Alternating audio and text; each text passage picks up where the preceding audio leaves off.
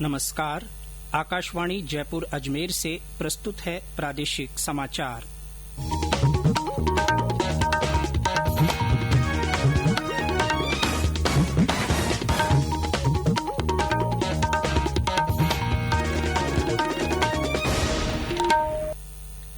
मुख्य समाचार।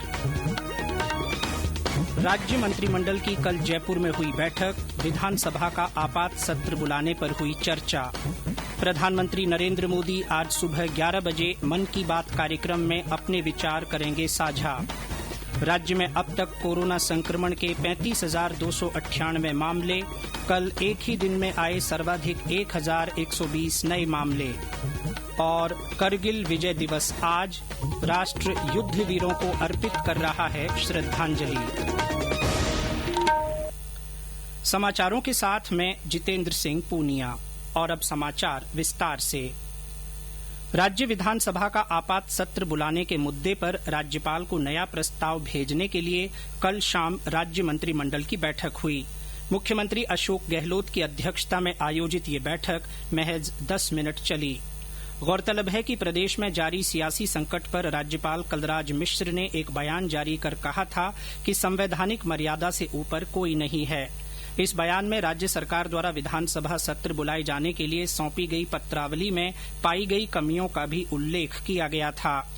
दूसरी ओर प्रदेश भाजपा के 15 सदस्यीय प्रतिनिधि मंडल ने कल राज्यपाल कलराज मिश्र से मुलाकात की।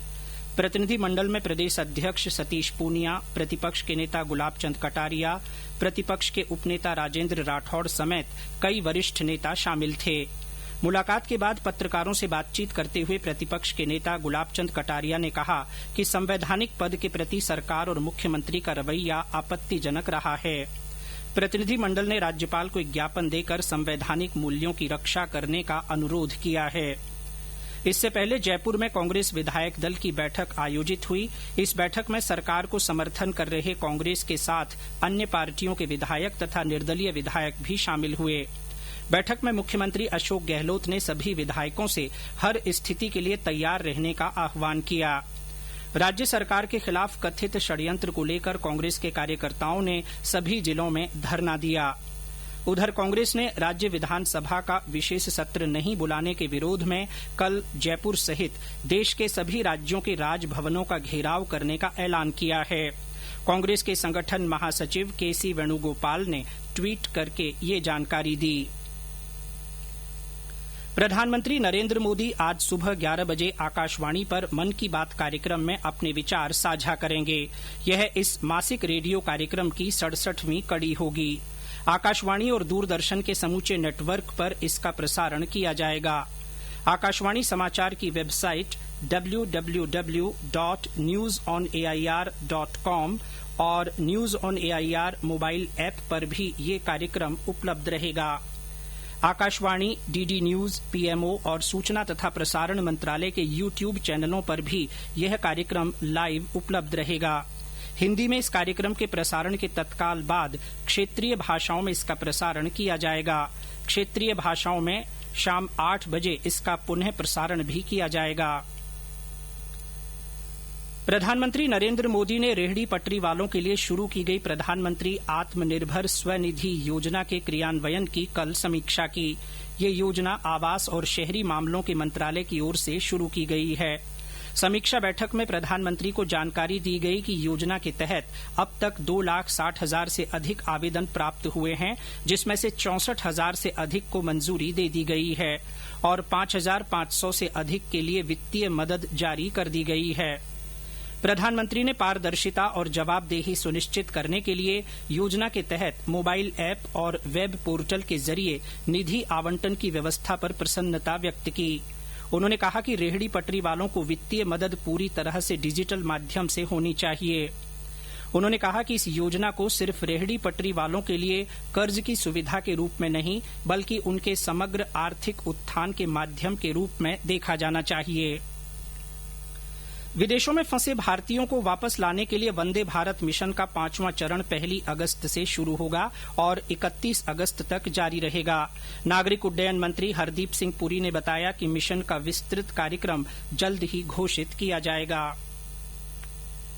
ये समाचार आकाशवाणी जयपुर अजमेर से प्रसारित किए जा रहे हैं।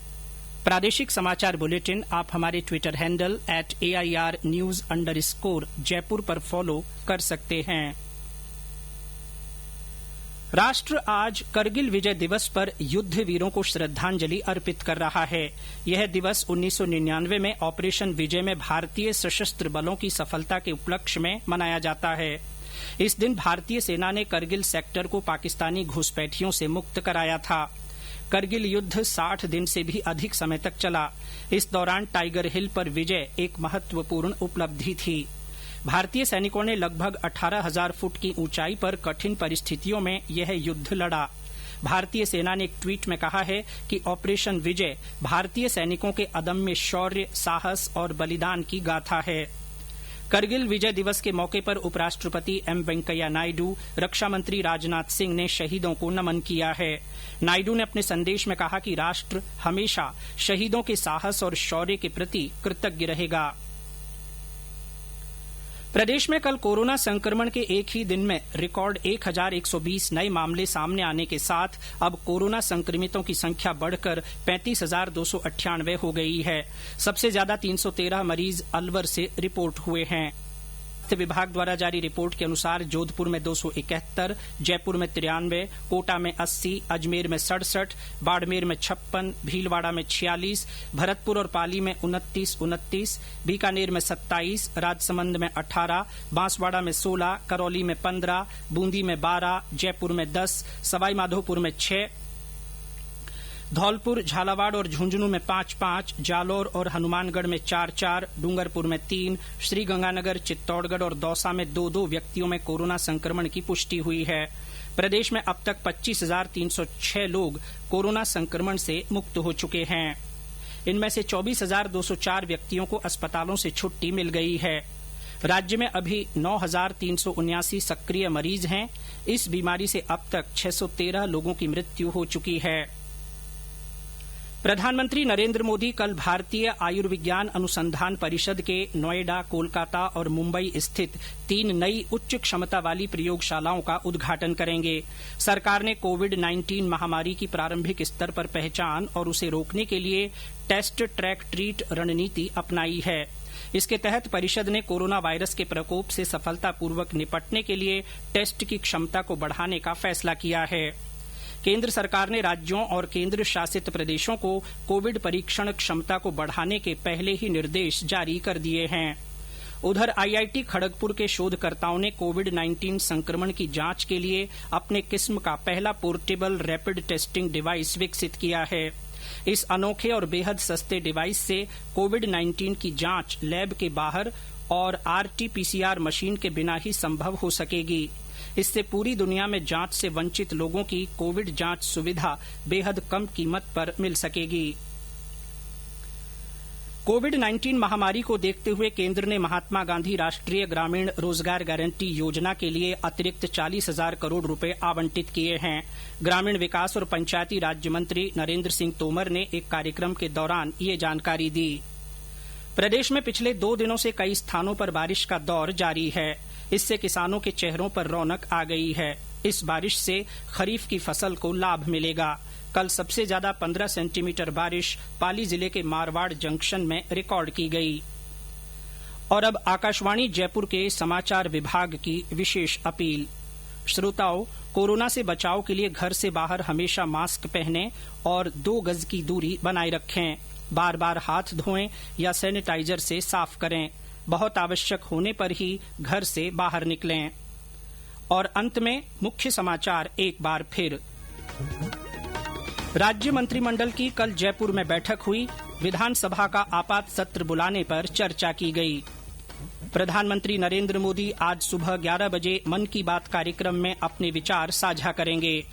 राज्य में अब तक कोरोना संक्रमण के 35,298 मामले दर्ज हुए।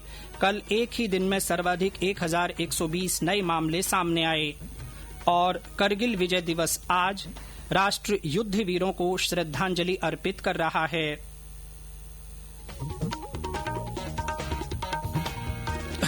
इसी के साथ प्रादेशिक समाचार बुलेटिन समाप्त हुआ।